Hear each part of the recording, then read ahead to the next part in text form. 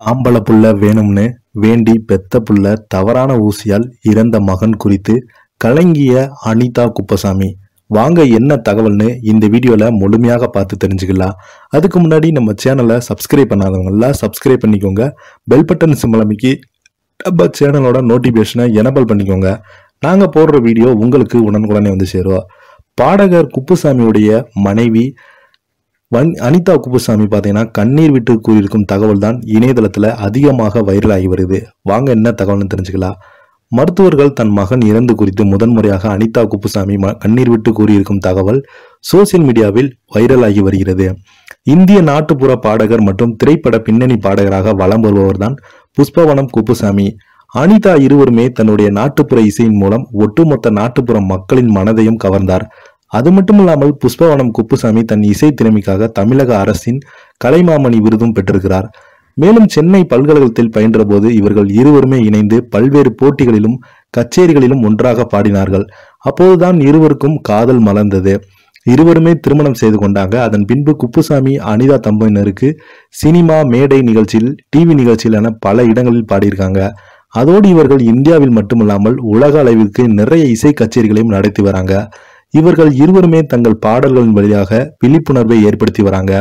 அது மட்டுமில்லாமல் இவர் கஜா புயலின் போது பாதிக்கப்பட்ட மக்களுக்கு இலவசமாக தையல் இயந்திரங்களை வழங்கியிருக்காங்க. சமீபத்தில் தான் அனிதா அவர்கள் சொந்தமாக யூடியூப் சேனல் ஒன்று தொடங்கியிருக்காங்க. அதில் அவர் மாடி தோட்டம், பூஜை அறை, சமையல் அறை குறிப்புகள் என பல வீடியோக்களை பதிவிட்டு வராங்க. இதனால் இவரை சோசியல் மீடியாவில் எக்கச்சக்கமான ரசிகர்கள் ஃபாலோ செய்து வராங்க.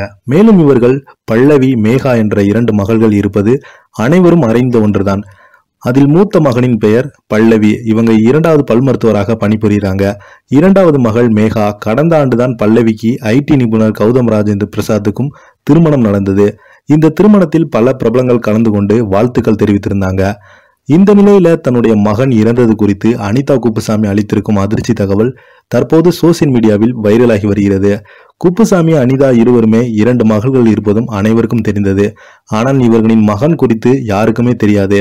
சமீபத்தில் அனிதா குப்புசாமி அவர்கள் பேட்டி ஒன்று அளித்திருக்காங்க. அதில் அவர், எனக்கு முதலில் பல்லவி என்ற பெண் குழந்தை பிறந்தது. 2வது ஆண் குழந்தை பிறக்க வேண்டும் என்று நான் கடவுளிடம் வேண்டிக் கொண்டேன். அதே போல எனக்கு ஆண் குழந்தையும் பிறந்தது. அந்த குழந்தை நல்ல அழகு, நல்ல கலர். கிசரியன் மூலமாகத்தான் அந்த குழந்தையை பிறந்தது. ஆனால் குழந்தை பிறந்து 24 மணி நேரத்துக்குள் இறந்து விட்டது. காரணம், மருத்துவர்கள் போட்ட தவறான ஊசியினால் என்னுடைய குழந்தை நெஞ்செல்லாம் எரிந்துவிட்டு என்று அழுதவாறு கூறியிருந்தாங்க. இதை அறிந்த ரசிகர்கள் அனிதா குப்புசாமி வாழ்க்கையில் இவ்வளவு பெரிய சோகம் நடந்திருக்கிறார் என்று ஆறுதல் கூறிட்டு வராங்க. இந்த நிலையில இந்த மாதிரி செய்தி தொடர்ந்து இப்ப மட்டும் இல்ல, அப்ப இருந்து நடந்துகிட்டே இருது. இத மாதிரி தவறான ஊசியின் மூலமாக ஏகப்பட்ட குழந்தைகள் இறந்துருக்கு. இதற்காக விழிப்புணர்வு கொடுக்கணும் அந்த பேட்டியில அவங்க சொல்லியிருக்காங்க. இந்த வீடியோ உங்களுக்கு பிடிச்சிருந்தா லைக் பண்ணுங்க, ஷேர் பண்ணுங்க, கமெண்ட் பண்ணுங்க. நன்றி, வணக்கம்.